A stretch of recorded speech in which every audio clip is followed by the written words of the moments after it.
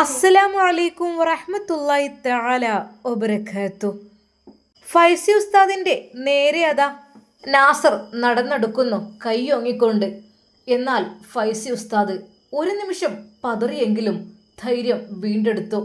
അതെ, അദ്ദേഹം ചോദിച്ചു, എന്താണ്? പലതും കേൾക്കുന്നുണ്ട്.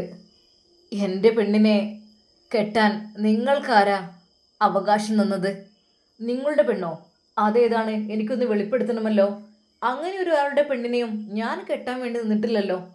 ഉസ്താദ് ഒട്ടും ധൈര്യം കുറയാതെ തന്നെ പറഞ്ഞു. ഉസ്താദേ, നല്ല കേൾക്കാണെങ്കിൽ നല്ല കേൾക്ക്. നാസറിന് നിങ്ങൾക്ക് ശരിക്കും അറിയില്ല. ഉസ്താദുമാരുടെ ഒക്കെ എനിക്ക് സ്നേഹമാണ്, ഇഷ്ടമാണ്. പക്ഷേ എനിക്ക് ഇഷ്ടമില്ലാത്ത കാര്യങ്ങൾ ചെയ്യാൻ നിന്നാൽ പിന്നെ നാസർ അടങ്ങിക്കൂലട്ടോ. ഉയർത്തിയ കൈ അതാ ഫൈസി ഉസ്താദിന്റെ മേലിൽ പതിക്കും എന്നുള്ള രീതിയിൽ അതാ ശക്തമായ കൈ വീശിക്കൊണ്ട് ഉസ്താദിന്റെ നേർക്ക് പാഞ്ഞെടുത്ത അവൻ. എന്നാൽ ഒരു നിമിഷം ഫൈസി ഉസ്താദിന്റെ കൈകൊണ്ട് അത് വെറും നിഷ്പ്രയാസം തടുക്കുകയായിരുന്നു. ഒരു നിമിഷം നാസർ തന്നെ ഞെട്ടിപ്പോയി. ഉസ്താദുമാർക്ക് ഇത്ര ശക്തിയോ? അല്ല ഇക്ക, എന്താ നിങ്ങളുടെ പ്ലാന്? നിങ്ങൾ എന്താ ഉദ്ദേശിക്കുന്നത്? ഉസ്താദേ, കാര്യങ്ങളൊക്കെ എനിക്ക് നന്നായിട്ട് അറിഞ്ഞിട്ടുണ്ട്. നിങ്ങൾ എന്ത് കാര്യത്തിന് വേണ്ടിയിട്ടാണ് എൻ്റെ പെണ്ണിനെ കെട്ടാൻ നിൽക്കുന്നത്? നിങ്ങളുടെ പെണ്ണോ? ഒരാളുടെയും പെണ്ണിനെ കെട്ടണം എന്നുള്ള ഉദ്ദേശം എനിക്കില്ല. അങ്ങനെയാണെങ്കിൽ നിങ്ങൾ തെളിവ് തരണം. അങ്ങനെയാണെങ്കിൽ ഞാൻ ഒരാളുടെ പെണ്ണിനെയും കെട്ടാൻ പോകുന്നില്ല. കാരണം ഭർത്താവില്ലാത്തൊരു പെണ്ണിനെ മാത്രമാണ് ഞാൻ കല്യാണം കഴിക്കുവാൻ വേണ്ടി ഉദ്ദേശിക്കുന്നത്. ഭർത്താവ് എന്ന് പറഞ്ഞാൽ എന്താണ്? അവളുടെ എല്ലാ കാര്യങ്ങളും നോക്കി നടത്തുന്ന, അവൾക്ക് ചിലവിന് കൊടുക്കുന്ന, അവൾക്ക് അവളുടെ എല്ലാ കാര്യങ്ങൾക്കും സപ്പോർട്ട് ചെയ്യുന്ന ഒരാളാണ് ഭർത്താവ് എന്ന പേരിൽ അറിയപ്പെടുക. പിന്നെ ഇതൊന്നുമില്ലാത്ത ഒരു പെണ്ണ്, അവളെ ഞാൻ കണ്ടപ്പോൾ എനിക്ക് വിവാഹം കഴിക്കണമെന്ന് ആഗ്രഹം തോന്നി. ഞാൻ വിവാഹത്തിന് വേണ്ടി ഓക്കെ പറഞ്ഞു. അതിത്ര തെറ്റാണെന്ന് ഞാൻ അറിഞ്ഞിരുന്നില്ല. തീർച്ചയായും നിങ്ങൾക്ക് നിങ്ങളുടെ ഭാര്യയെ ഞാൻ വിട്ടുതരുന്നതാണ്.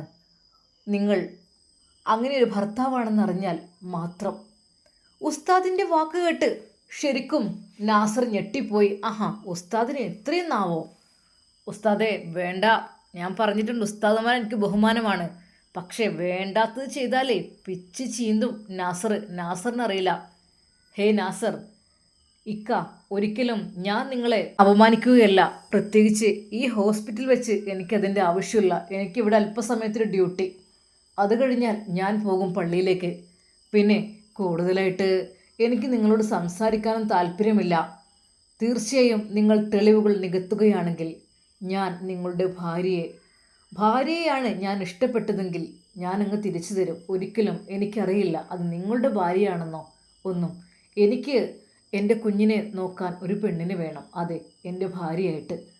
അങ്ങനെയുള്ളൊരവസ്ഥയിൽ ഒരു പാവപ്പെട്ട അനാഥമായി കഴിയുന്ന റോട്ടിലൂടെ ആരുമില്ലാതെ നടന്ന് പോകുന്ന വളരെയധികം ഒന്നുമില്ലാത്ത പാവപ്പെട്ടൊരു പെണ്ണ്, ആ പെണ്ണിനെ കയറ്റണമെന്ന് എനിക്കും ആഗ്രഹം തോന്നി. അങ്ങനെയാണ് ഞാനിതിനു വേണ്ടി ഒരുങ്ങിയത്. അല്ലാതെ ഒരിക്കൽ പോലും ഭർത്താവിൻ്റെ അടുക്കൽ താമസിക്കുന്ന ഒരു ഭാര്യയെ ഞാൻ അങ്ങനെ ചെയ്യില്ല. ഞാനത് പഠിച്ചിട്ടുമില്ല. എനിക്കത് അറിയുകയും ഒന്നും വേണ്ടേനും. അങ്ങനത്തെ ഞാൻ ചിന്തിച്ചിട്ട് പോലുമില്ല. എനിക്കതിൻ്റെ ആവശ്യവുമില്ല. നാസർ ഞെട്ടിപ്പോയി. നാസർ, നിങ്ങളുടെ പേര്, നിങ്ങൾ ഈ വ്യക്തിയെ ഞാൻ ആദ്യമായിട്ട് കാണണം. പക്ഷേ എനിക്കും ചിലത് പറയാനുണ്ട്. ഞാൻ കാണാൻ പോയ പെണ്ണ് അത് നിങ്ങളുടെ ഭാര്യയാണെന്നുള്ള തെളിവും കാര്യങ്ങളും എല്ലാം തരികയാണെങ്കിൽ തീർച്ചയായും ഞാൻ അത് വിട്ടു തന്നിരിക്കും. ഞാൻ ഒരിക്കലും അറിഞ്ഞിരുന്നില്ല ഞാനൊരു ഭർത്താവില്ലാത്ത പെണ്ണിനെയാണ് ഞാൻ കല്യാണം കഴിക്കുവാൻ ആഗ്രഹിക്കുന്നത്. നിക്കാഹ് പോലും കഴിഞ്ഞിട്ടില്ല, ആഗ്രഹിച്ചു. അതെ, അത് ശരി തന്നെയാണ്. ഒരു ഭർത്താവിൻ്റെ സാന്നിധ്യമില്ലാത്ത, ഭർത്താവിൻ്റെ ക്യാഷ് കൊണ്ട് ചിലവ് കഴിയാത്ത, ഒരു നിലക്കും ഭർത്താവിൻ്റെ സാന്നിധ്യം ഇല്ലാത്ത ആ പെൺകുട്ടിയെ ഏറ്റെടുക്കണമെന്ന് തോന്നിയത് കൊണ്ട് തന്നെ ഞാൻ അതിനൊരുങ്ങിയത്. നിങ്ങൾ അതിനുള്ള തെളിവ് മുഴുവൻ നികത്തുകയാണെങ്കിൽ തീർച്ചയായും ഞാൻ നിങ്ങൾക്ക് തന്നിരിക്കും. ശരിക്കും നാസർ പെട്ടുപോയി. അതെ, ഉസ്താദിൻ്റെ അടുത്തുനിന്ന് ഇങ്ങനെയൊരു ചോദ്യം പ്രതീക്ഷിച്ചില്ല. ഞാൻ അവളെ നോക്കിയിട്ടില്ല, അവളെ ചവിട്ടി പുറത്താക്കുകയായിരുന്നു ഞാൻ ചെയ്തത്. അതെ, ഒരിക്കൽ പോലും അവളുടെ മുഖം കാണരുത് എന്ന് അവൾ പറഞ്ഞ് പീഡിപ്പിച്ചിരുന്നു. ഒരുപാട് തല്ലിയിരുന്നു. കട്ടിലിൽ കിടക്കാതെ അവളെ ഞാൻ കട്ടിലിൽ നിന്ന് തള്ളിയിട്ടിരുന്നു. അതെ, ഈ ഒരു കാര്യം ഇപ്പോൾ ഉസ്താദ് എന്നോട് ചോദിച്ചല്ലോ. ഞാൻ തെളിവുകളുമായി എന്തിനു ചെല്ലും? പക്ഷേ എനിക്കെതിരെ എൻ്റെ ഭാര്യ കേസ് കൊടുക്കാനും ചാൻസ് ഉണ്ട്. അതെ, ഭാര്യയല്ല, അവളെന്നെ ഉപേക്ഷിച്ച് പോയി. എനിക്കും അവളെ വേണ്ട. എനിക്ക് കണ്ടൂടെ തടിച്ചിയെ ആ മച്ചിയെ. ഞാൻ എന്തായാലും തെളിവ് ഉണ്ടാക്കി കഴിഞ്ഞാൽ തന്നെ എനിക്കെതിരെ ഭാര്യ കേസ് കൊടുക്കും. ഞാൻ ഉറപ്പാണ് കുടുങ്ങും. ഞാൻ ജയിലിൽ പോവേണ്ടി വരും, ഉറപ്പുണ്ട്. കാരണം അത്രക്കും പീഡനം ഞാൻ അവൾക്കെതിരെ അഴിച്ചു വിട്ടിട്ടുണ്ട്. പക്ഷേ അതൊന്നും അവൾ ആരോടും പറഞ്ഞിട്ടില്ലെന്ന് തോന്നുന്നു. എന്തായാലും സമീറ, നീ അത് പറഞ്ഞാൽ നിന്നെ ഞാൻ അരിഞ്ഞു തള്ളും. എന്താ നാസർ, നിങ്ങൾക്കൊന്നും പറയാനില്ലേ? ഉസ്താദ് ധീരതയോടെ ചോദിച്ചത് കേട്ട് നാസർ ഒരു നിമിഷം, ഞാൻ തെളിവ് ഞാൻ കൊണ്ടുവരാം. തെളിവല്ല നിങ്ങൾക്ക് വേണ്ടിയത്? അതെ, തെളിവ് വേണം ശരിക്കും. മാത്രമല്ല ഭാര്യയുടെ മൊഴിയും.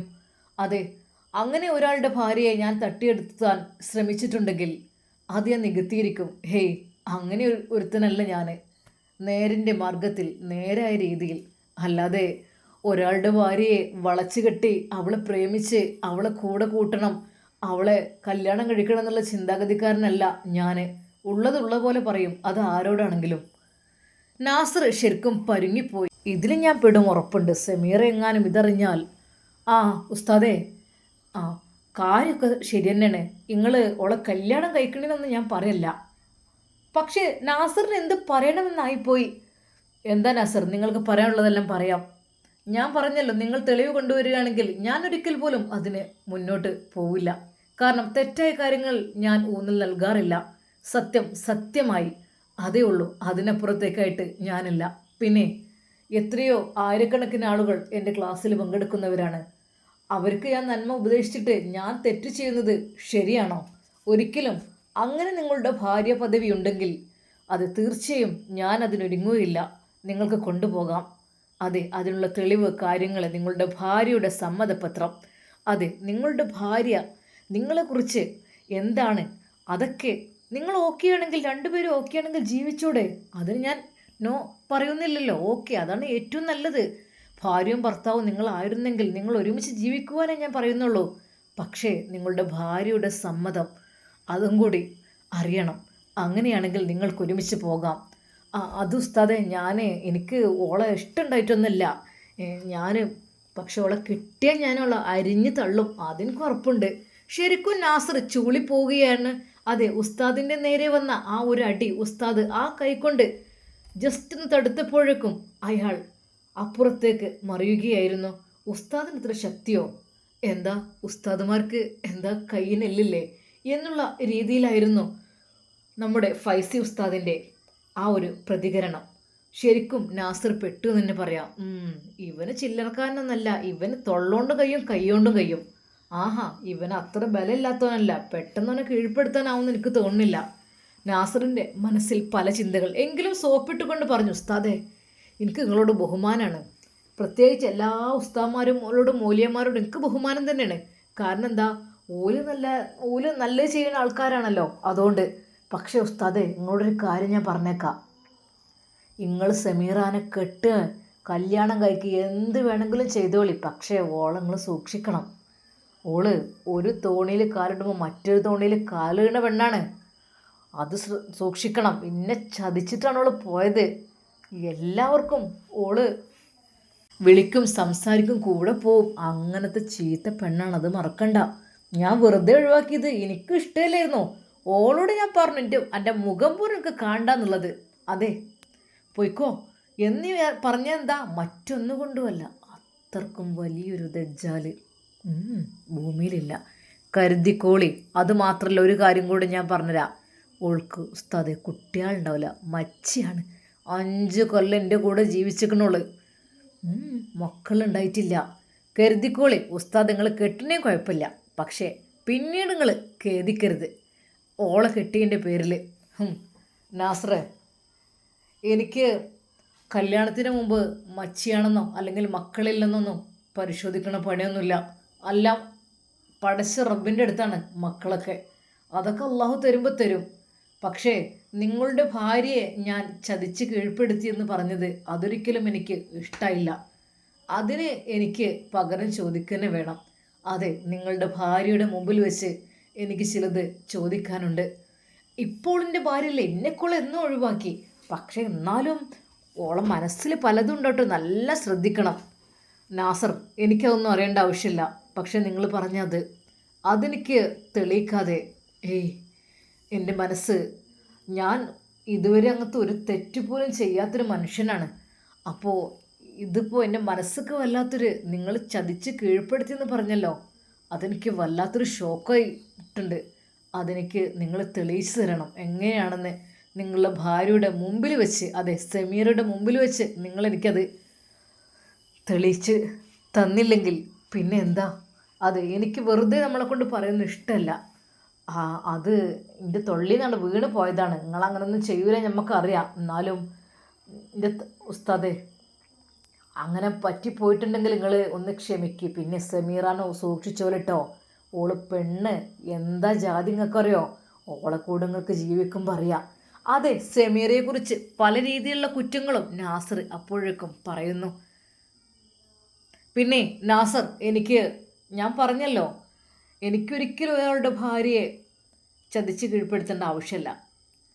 അത് നിങ്ങളും അവളും കൂടെ പറഞ്ഞ് ഓക്കെ ആണെങ്കിൽ ഞാനൊരു ശിക്ഷ അനുഭവിക്കാനും തയ്യാറാണ്. അതൊന്നും എനിക്ക് വിഷയമേ അല്ല. പക്ഷേ സത്യം പോലെ ആയിരിക്കണം. അതാണ് ഞാൻ ആഗ്രഹിക്കുന്നത്. അതെ, നിങ്ങളുടെ ഭാര്യ നിങ്ങളോട് നല്ല രീതിയിൽ ജീവിച്ചു കൊണ്ടിരിക്കെ ഞാൻ അവളെ പലതും പറഞ്ഞ് അവളെ കീഴ്പ്പെടുത്തി ഞാൻ കെട്ടാൻ വേണ്ടി ശ്രമിക്കുന്നു എന്നുള്ള രീതിയല്ലേ നിങ്ങൾ പറഞ്ഞത്? അങ്ങനെയല്ല ഉസ്താദേ, അത് ഞാൻ മാറിപ്പോയതാണ്. എന്താ നാസർ, നിങ്ങൾ പറഞ്ഞത് ശരിക്കും വ്യക്തമാണല്ലോ എല്ലാം. എനിക്ക് ഒരു പ്രാവശ്യം കേട്ടാൽ ശരിക്കും മനസ്സിലാവും. പക്ഷെ നിങ്ങൾ പറഞ്ഞ വാക്കുകൾ അല്പം കടന്നുപോയി ഉസ്താദേ. അതിനെക്കുറിച്ച് നിങ്ങൾ ചിന്തിക്കുക. അല്ലല്ല, സമീറോടെല്ലാം ചോദിച്ചിട്ട് നമുക്ക് അതിൻ്റെ ശരിയായ വശങ്ങൾ കണ്ടെത്തിയിട്ട് അതിനനുസരിച്ച് ചെയ്യാം. അല്ല ഇനിയിപ്പോൾ അതിനെക്കുറിച്ച് നിങ്ങൾ പറയണ്ട. അതിനെക്കുറിച്ച് ഇനിയിപ്പോൾ പറഞ്ഞാൽ ഇനിയിപ്പോൾ അതിനും വലിയ ഗുലുമാലോളുണ്ടാക്കും. ഓള് എനിക്കെതിരെ കേസ് കൊടുത്ത് എന്നെ ജയിലിൽ കയറ്റാൻ നിൽക്കണോള്. ഓളെ ഞാൻ കാട്ടിക്കൊടുക്കാം. ഓള് വിചാരിച്ച പോലെ ഒന്നല്ല നാസർ. നിങ്ങൾ കിടന്നും വല്ലാതെ ഉരുളണ്ട. നിങ്ങൾ പറഞ്ഞ കാര്യം ഓക്കെ ആണെങ്കിൽ ഞാൻ നിങ്ങളുടെ കൂടെ തന്നെ അവളെ പറഞ്ഞു വിടും. വേണ്ട വേണ്ട വേണ്ട, ഒരിക്കലും വേണ്ട. അവളെ മുഖം പോലും കാണാൻ എനിക്ക് ഇഷ്ടമല്ല. ഓൾ ഇന്നെ വരെ ഉപദ്രവിക്കും. നിങ്ങൾക്കും കിട്ടണോയിക്കൊണ്ടേ. ശരിക്കും ഉസ്താദിന് ചിരിയാണ് വന്നത്. പഠിച്ചോനെ, ഇയാൾ കള്ളിലെങ്ങാനാണോ അറിയില്ല. തൽക്കാലം പെട്ടെന്ന് അതാ ഷമ്മാസും ഐഷുമ്മയും അങ്ങോട്ട് കടന്നു വരുന്നു. ഉമ്മ, ഫൈസി ഉസ്താദ് ആരോട് സംസാരിക്കുകയാണല്ലോ കാര്യമായിട്ട്. അതാര? പൊന്നാര മനയെ അങ്ങോട്ട് നോക്ക. അത് ആ സമീറാൻ്റെ ആ നാസറല്ലത്. ഒരു നിമിഷം ഷമ്മാസ് ഞെട്ടിപ്പോയി. റബ്ബേ, ഉമ്മ എന്താ ഫൈസിസ്ഥാൻ എന്തി ഉപദ്രവിച്ചോ? ഷമ്മാസ് ഓടിയെത്തി അങ്ങോട്ട്. എന്താ പ്രശ്നം എന്താ? എന്നാൽ പെട്ടെന്ന് ഷമ്മാസിനെയും ഐഷുമ്മയെയും കണ്ടതും നാസർ അവിടെ നിന്ന് ഉൾവലിയുകയായിരുന്നു. ഉസ്താദെ, അതാ ഓല് വരുന്നുണ്ട്. എന്നാ ഓക്കെ, നമ്മൾ തമ്മിലൊന്നുമില്ല കേട്ടോ. പക്ഷെ നിങ്ങൾ ശ്രദ്ധിച്ചോണ്ടേ, ഓള് ഭയങ്കര കച്ചറ പ്രശ്നക്കാരിയാണ്. നിങ്ങൾക്കൊരിക്കലും നിങ്ങളുടെ ജീവിതത്തിൽ സമാധാനത്തോടു കൂടി ഓളെ കൂടെ ജീവിക്കുമ്പോൾ നല്ല കരുതൽ വേണം. അതുകൊണ്ടാണ് ഇനിയിപ്പോൾ ഓളോട് ഈ കാര്യങ്ങൾ പറയരുത് കേട്ടോ. പറഞ്ഞു കഴിഞ്ഞാൽ എനിക്കെതിരെ കേസ്, ഞാൻ ജയിലിൽ പോകേണ്ടി വരും. അതും പറഞ്ഞുകൊണ്ട് നാസർ അതാ കണ്ടം വഴി ഓടുന്നു. ശരിക്കും ഫൈസി ഉസ്താദ് ചിരിച്ചുപോയി. എന്നാൽ ഷമ്മാസ് വന്നപ്പോഴേക്കും, ഉസ്താദെ എന്താ പ്രശ്നം? എന്തെങ്കിലും പ്രശ്നമാക്കിയോ? അവന് ഭയങ്കര കുടിയനാണ്. അത് മാത്രമല്ല പല രീതിയിലും പല പ്രശ്നങ്ങളിലും അകപ്പെട്ടൊക്കെ എടുക്കണവരാണ്. അപ്പോൾ എന്തെങ്കിലും ഉസ്താദിനോട് എന്തെങ്കിലും മോശമായി എന്നെ ആദ്യം തല്ലാൻ വന്നതാണ്. കൈ നീട്ടി എൻ്റെ ഭാര്യയെ നിങ്ങൾ തട്ടിയെടുത്തില്ലേ എന്ന് പറഞ്ഞിട്ട്. ഉസ്താദെ, അപ്പോൾ അള്ളാ, വിഷമായോ നിങ്ങൾക്ക്? ഷമ്മാസിന് നല്ല സങ്കടമായിപ്പോയി. അല്ല, ഞാൻ കാര്യങ്ങൾ പറഞ്ഞു. ഒരിക്കലും ഒരാളുടെ ഭാര്യയെ ഞാൻ തട്ടിയെടുത്തിട്ടില്ല. അതെ, ഭർത്താവില്ലാത്തൊരു പെണ്ണാണെന്ന് കരുതിയിട്ട് ഞാൻ കല്യാണം കഴിക്കാമെന്ന് വിചാരിച്ചതാണ്. പിന്നെ എൻ്റെ കുട്ടിക്കൊരു ഉമ്മ കൂടി ആവുമല്ലോ. പക്ഷെ നിങ്ങൾ ഭർത്താവുള്ളതും കാര്യങ്ങളൊന്നും എനിക്കറിയില്ല. അത് അങ്ങനെയാണെങ്കിൽ തെളിവും കാര്യങ്ങളൊക്കെ ഉണ്ടെങ്കിൽ നിങ്ങൾക്ക് അവളെ കൊണ്ടുപോകാൻ ഞാൻ പിടിച്ചൊരിക്കലും വെക്കുന്നില്ല എന്നുള്ള കാര്യം ഞാൻ പറഞ്ഞു. അതിൽ പിന്നെ മൂപ്പര് ആകെ പരിങ്ങി, ഇല്ല അങ്ങനെയല്ല, ഞങ്ങൾ ഒഴിവായതാണ് അങ്ങനെ എന്നൊക്കെ പറഞ്ഞിട്ട് ഓരോ ഇതൊക്കെ. പിന്നെ ഞാൻ പറഞ്ഞു തെളിവ് നിങ്ങൾ തമ്മിൽ നിങ്ങൾ എൻ്റെ ഭാര്യയെ തട്ടിയെടുത്ത് ചതിച്ച് കീഴ്പ്പെടുത്തിയല്ലേ അങ്ങനെയൊക്കെ പറഞ്ഞപ്പോൾ ഞാൻ പറഞ്ഞു ഈ വാക്കിനുള്ള ഒരു ഉത്തരം എനിക്ക് കറക്റ്റ് രീതിയിൽ തെളിവായി കിട്ടുകയാണെങ്കിൽ ഓക്കെ, ഞാനത് നിങ്ങളുടെ മുമ്പിലൊക്കെ എന്ത് പറയാൻ ഞാൻ തയ്യാറാണ്. ഒരിക്കൽ പോലും ഞാൻ അങ്ങനെ ചതി ചെയ്യുന്ന ആളല്ല, ഇതുവരെ ചെയ്തിട്ടുമില്ല, അതിൻ്റെ ആവശ്യം എനിക്കില്ല. പക്ഷേ നിങ്ങൾ പറഞ്ഞത് നിങ്ങളുടെ ഭാര്യയോട് സമീറയോടും കൂടി ചോദിച്ചിട്ട് ഓക്കെ ആണെങ്കിൽ ഞാൻ അതിന് ശിക്ഷ അനുഭവിക്കാനും തയ്യാറാണെന്ന് ഞാൻ പറഞ്ഞു.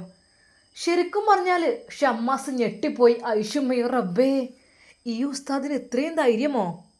ഐഷുമ്മ ഷമ്മാസിനെ തോണ്ടിക്കൊണ്ട് പറഞ്ഞു, പൊന്നു മോനെ, ഉസ്താദ് ചില്ലറക്കാരനല്ല കേട്ടോ, അതന്നെ വേണ്ടത്. ആണുങ്ങളായ കുറച്ച് ആണത്വം വേണം. അതെ, ആണത്തുള്ള ആളാണ്. കണ്ടില്ലേ, അത്രയും മോനെ ജതബളകി വന്നിട്ട് ഒരൊറ്റ വാക്ക് കൊണ്ട് ഒതുക്കിയത്. അതാണ് ചില ആളുകൾക്ക് അങ്ങനെയാണ്, വാക്കിലും ഉണ്ടാകും അതിലൊരു മൂർച്ച. അതെ, അതങ്ങ് പറഞ്ഞാൽ പിന്നെ അത് ഉത്തരം മുട്ടിപ്പോകുന്ന രീതിയിൽ. പൊന്നാര മോനെ, ഈ കണ്ട വയലൊക്കെ പറയണല്ലോ ഉസ്താദ്, അപ്പം പിന്നെ അതിൻ്റേതായിട്ടുള്ള ഫലം പഠിച്ചതിന് നാവിന് കൊടുക്കുമല്ലോ. ആ, ഏതായാലും നന്നായി റബ്ബേ. ഫൈസി ഉസ്താദിൻ്റെ ധൈര്യത്തിൽ ഷമ്മാസും ഐഷുമ്മയും അദ്ദേഹത്തെ അഭിനന്ദിച്ചു. ഉസ്താദേ, മാഷാ അല്ലാ, ഏതായാലും നിങ്ങൾക്ക് പറയാനുള്ളത് നിങ്ങൾ പറഞ്ഞല്ലോ.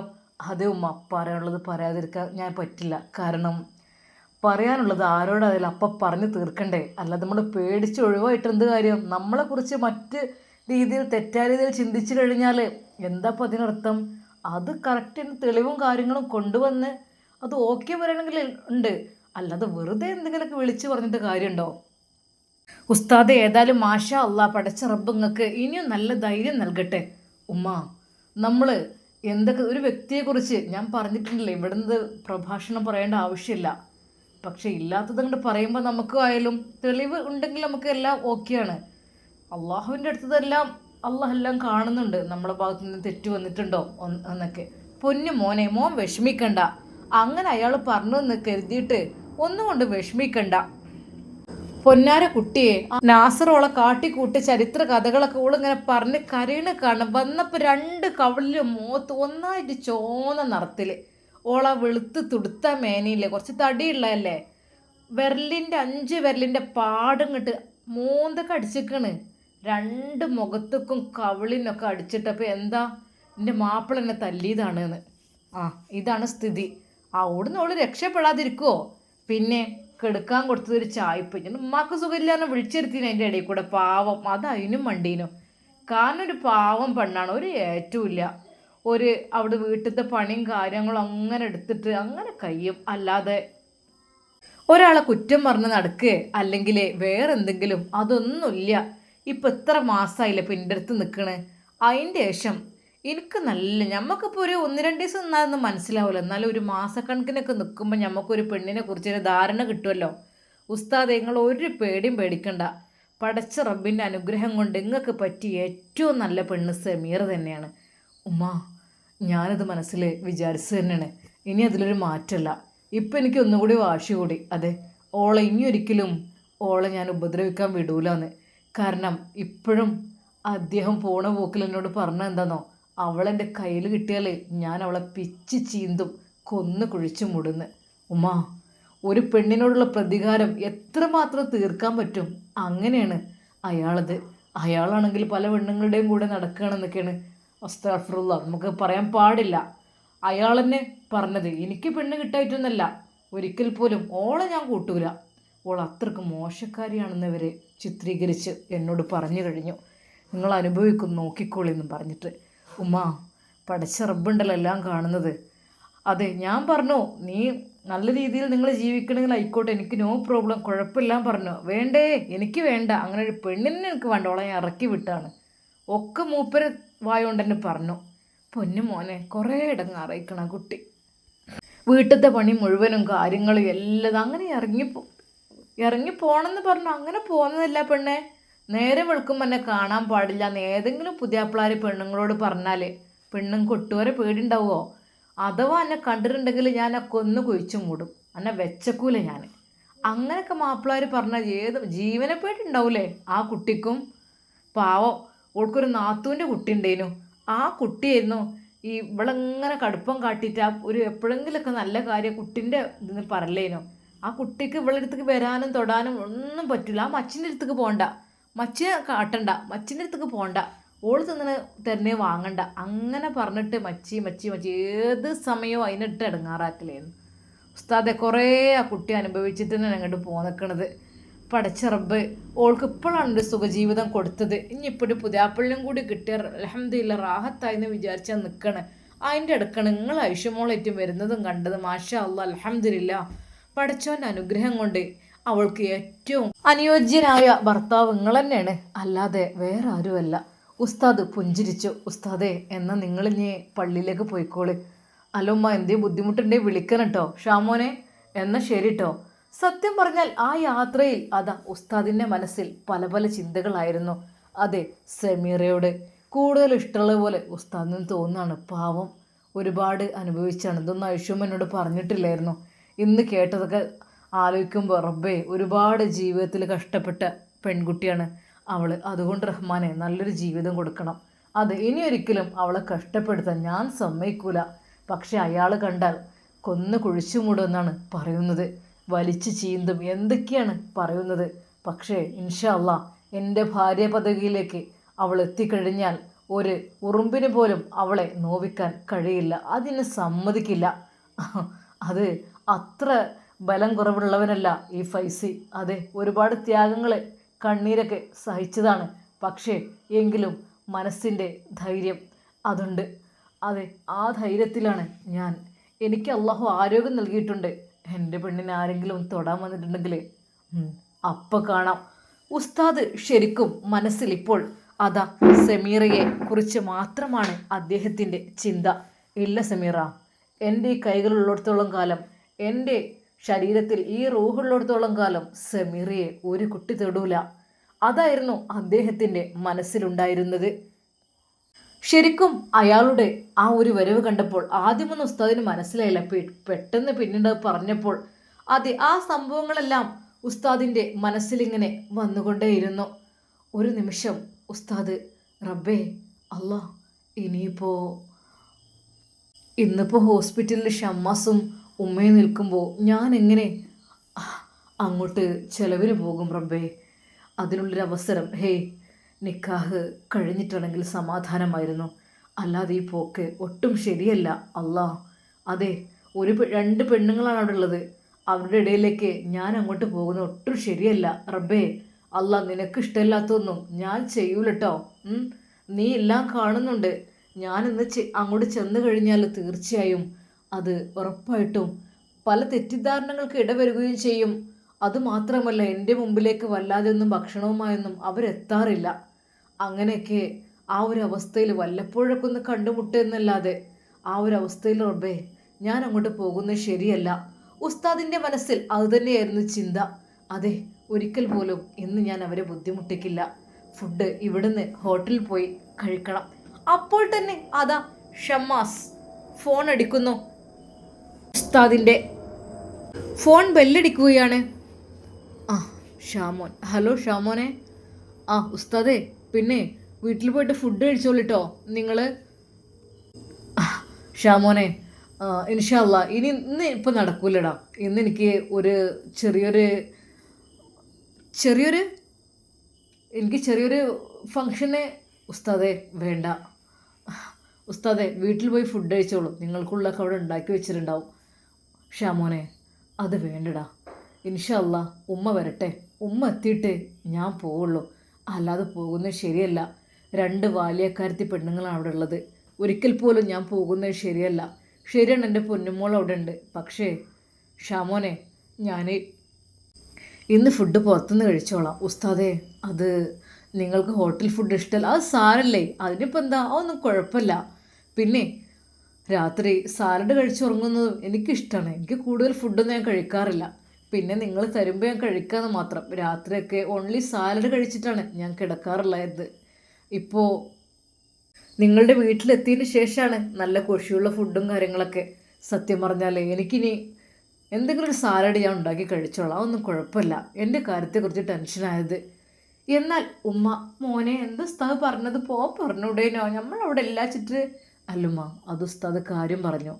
അവിടെ 2 സ്ത്രീകളാണുള്ളത്. ഒരു ഉമ്മ ഉണ്ടായിരുന്നെങ്കിൽ ഞാൻ പോയിരുന്നു. ഉമ്മ ഇല്ലല്ലോ, ഉമ്മ വന്നിട്ട് ഞാൻ പോയിക്കോളാം എന്നാണ് പറഞ്ഞത്. ഉമ്മ ഉസ്താദുമാർ അറിവുള്ളവരല്ലേ, അവർക്ക് അങ്ങനെ പോകാൻ പാടില്ല, അവർക്ക് അറിയാം.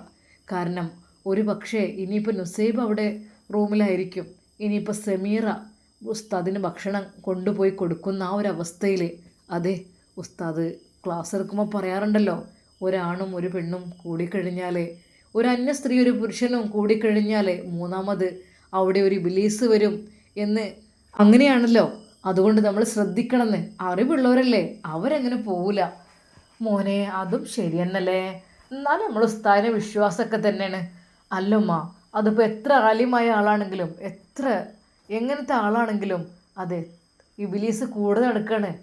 പിഴപ്പിക്കാൻ നിമിഷങ്ങൾ മതി. ആയുഷ് ചെറിയ കുട്ടിയാണ്. അതെ, നിക്കാഹ് കഴിഞ്ഞിക്കണമെങ്കിൽ നമുക്ക് കണ്ണും ചിമ്മി പറയായിരുന്നോ, പക്ഷേ ഇതിപ്പോൾ നിക്കാഹൊന്നും കഴിഞ്ഞില്ലല്ലോ. ഉസ്താദ് പറഞ്ഞിട്ടുണ്ട് ഈ കാര്യങ്ങളൊക്കെ എന്നോട് അങ്ങനെ പറഞ്ഞത്. അതുകൊണ്ട് ഒരു തെറ്റിദ്ധാരണ വരാനും പാടില്ല, ഉണ്ടാകാനും പാടില്ല. മനുഷ്യരല്ലേ എന്നാണ് ഉസ്താദ് പറഞ്ഞത്. ഷാമോനെ, നമ്മളൊക്കെ മനുഷ്യരല്ലേ, ഇബ്ലീസ് കൂടെ നടക്കല്ലേ, ഏത് നിമിഷവും പിഴപ്പിക്കാൻ കൂടെ ഇബ്ലീസ് വരുമല്ലോ. അതുകൊണ്ട് നമ്മൾ ശ്രദ്ധിക്കണം, നമ്മളെ ഭാഗം അതാണ് ഉസ്താദ് പറഞ്ഞത്. ഐഷുമ്മ അത് കേട്ട് വിചാരിച്ചു, അതേ മോനെ അതും ശരി തന്നെയാണ്, പക്ഷെ നമ്മൾ അങ്ങനൊന്നും നോക്കൂരല്ലേ ഉമ്മ, അതൊക്കെ നോക്കണം. എന്നാൽ ഈ സമയം രാത്രി സമീറ അതാ ഉസ്താദിനുള്ള ഫുഡ് ഉണ്ടാക്കുവാൻ വേണ്ടി ഒരുങ്ങുകയാണ്. പെട്ടെന്ന് ഐഷുമ്മ വിളിക്കുന്നു, മോളെ. ആ ഉമ്മ, എന്തായി മോളെ? ഒന്നും ആയിട്ടില്ലടി, ഇവിടെ ഞങ്ങൾ ഇരിക്കുകയാണ്. ആ ഉമ്മ, ഇന്നിപ്പോൾ ഉസ്താദിന് എന്ത് ഫുഡ്? അല്ല ഉമ്മ വരുമോ രാത്രി? മോളെ, ഇന്ന് ഉസ്താദിന് ഫുഡ് വേണ്ട പറഞ്ഞേക്കണം, ഉസ്താദ് ഇന്ന് വരൂല കേട്ടോ. ആണോ? ഞാൻ ഉമ്മ ചപ്പാത്തിപ്പൊടിയൊക്കെ എടുത്തിട്ട് ഞാൻ ഉണ്ടാക്കാൻ വേണ്ടി ചിക്കനൊക്കെ എടുത്ത് ഉണ്ടാക്കുകയായിരുന്നു. മോൾ തുടങ്ങിയോ? ഇല്ലമ്മ, തുടങ്ങിയിട്ട് നിങ്ങൾക്ക് മാത്രം കുറച്ച് ഉണ്ടാക്കിയാൽ മതി കേട്ടോ, മ്യൂസിക്കുള്ളതും നിങ്ങൾക്കുള്ളതും. വേറെ ഒന്നും ഉസ്താദൊന്നും വരൂല കേട്ടോ, ഞങ്ങളും വരൂല. ആ ഉമ്മ, അങ്ങനെയാണോ? ആയിക്കോട്ടെ, ഏതായാലും പറഞ്ഞത് നന്നായി റബ്ബേ, അല്ലെങ്കിൽ ഇപ്പോൾ സാധനങ്ങളൊക്കെ വെച്ചിട്ടൊക്കെ വേസ്റ്റായി പോയിരുന്നു റബ്ബേ. എന്നാൽ ഉമ്മച്ചി. ആ എന്ത് മോളെ? ഉപ്പച്ചിന്ന് വരൂല? മോളെ, ഉപ്പച്ചിക്ക് ഇന്ന് വരാൻ പറ്റൂല, ഇന്ന് അപ്പാപ്പയും ഉമ്മമ്മയൊന്നും ഇല്ലല്ലോ. അപ്പം പിന്നെ ഉപ്പച്ചി നാളെ വരും കേട്ടോ. ഉപ്പച്ചിക്ക് ഫുഡ് കിട്ടുമോ? അത് കേട്ടപ്പോൾ സമീറയുടെ മനസ്സ് വല്ലാതെ അങ്ങ് വേദനിച്ചു. ശരിയാണ് റബ്ബേ, ഫുഡ് ഇനിയിപ്പോൾ എവിടെ നിന്നായിരിക്കും? ഹോട്ടലിൽ നിന്നോ? ഓ അതൊക്കെ അല്ലാ റബ്ബേ, അദ്ദേഹത്തിന് നല്ല ഫുഡ് ഇറക്കി കൊടുക്ക് റഹ്മാനെ. സമീറ ഒരു നിമിഷം ദ്വാ ചെയ്തു. എന്നാൽ ഈ സമയം ഫസീലയുടെ കൂടെ ആ ഉണ്ട്. ആ എന്തായി സിസ്റ്ററെ? ആ ഫസീല കണ്ണ് തുറന്നിരിക്കുന്നു കേട്ടോ. ഒന്ന് കാണുന്നുണ്ടെങ്കിൽ ഒന്ന് വന്നോളൂ. മാഷാ അല്ലാ, അൽഹംദുലില്ലാ. ഐഷുമ്മ കരഞ്ഞു പോയി. എൻ്റെ റബ്ബേ.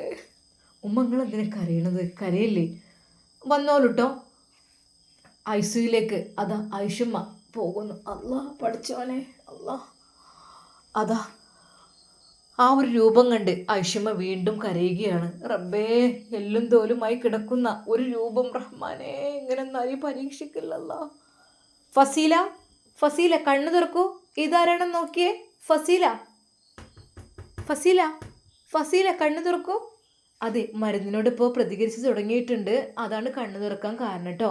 ഫസീല കണ്ണു തുറന്ന് നോക്ക്, ഇതാരാ? മോളെ, മോളെ, മോളെ ഫസീല, മോളെ ഫസീല. ഐഷുമ്മയുടെ കണ്ണിൽ നിന്ന് ഒരു തുള്ളി കണ്ണുനീർ ഫസീലയുടെ കവിളിലേക്ക് ഉറ്റി വീണു. അവൾ ഒരു നിമിഷം പതുക്കെ കണ്ണു തുറന്നു. അവളുടെ കൈ അതാ ഉമ്മ മുറുകെ പിടിച്ചു. മോളെ ഫസീല. മോളെ, എന്തെൻ്റെ കുട്ടിക്ക് പറ്റിയത്? എവിടെ എത്രയും കാലം? ഉമ്മ. അവളുടെ കണ്ണിൽ നിന്ന് കണ്ണുനീർ അതാ നേരെ കവിളിലൂടെ ഒലിച്ചിറങ്ങുന്നു. മോളെ, ഉമ്മ ഇവിടെ ഉണ്ടേ. എന്തെൻ്റെ കുട്ടിക്ക് പറ്റിയത്? എവിടേക്ക് പോയത്? ഐഷുമ്മ പൊട്ടിക്കരഞ്ഞു. അതെ, ഫസീലയും അവളുടെ കുറ്റബോധത്തിൻ്റെ കണ്ണുനീർ അവൾക്ക് ധാരധാരിയായി അതാ ഒഴുകിക്കൊണ്ടിരുന്നു. അതെ, ഇനി പുറത്തേക്ക് പോയിക്കോളൂ കേട്ടോ. റെഡി ആവേക്കൂല്ലേ? ആ, അതൊക്കെ റെഡി ആയിക്കോളും. പെട്ടെന്ന് ഉമ്മ അവൾ വിളിച്ചു. ആ മോളെ, എന്തെൻ്റെ കുട്ടിക്ക് വേണ്ടിയത്? അവളുടെ നെറ്റിയിൽ ഉമ്മ ഒന്ന് ചുംബിച്ചുകൊണ്ട് പറഞ്ഞു, സാരല്ല, എന്താ ചെയ്യുക, ഒക്കെ ഷിഫായിക്കോളും പഠിച്ചോനെ. അല്ലാ റബ്ബേ, അത്രയധികം ഞാൻ ഈ ഉമ്മയെ കടുപ്പം കാട്ടിയിരുന്നു. അതെ, അത്രക്കും ഉമ്മയെ ഉപദ്രവിച്ച് വേദനിപ്പിച്ച ആ ഉമ്മയാണല്ലോ എന്നെ രക്ഷിക്കാൻ വന്നത് എന്നാലോചിച്ചപ്പോൾ അവൾ വിങ്ങിപ്പൊട്ടിപ്പോയി. ഇൻഷാ അല്ലാ, നമുക്കിതിൻ്റെ ബാക്കി ഭാഗം നാളെ കാണാം. അതുവരേക്കും എല്ലാവർക്കും അസ്സലാമു അലൈക്കും വറഹ്മത്തുള്ളാഹി തആല വബറകാതുഹു.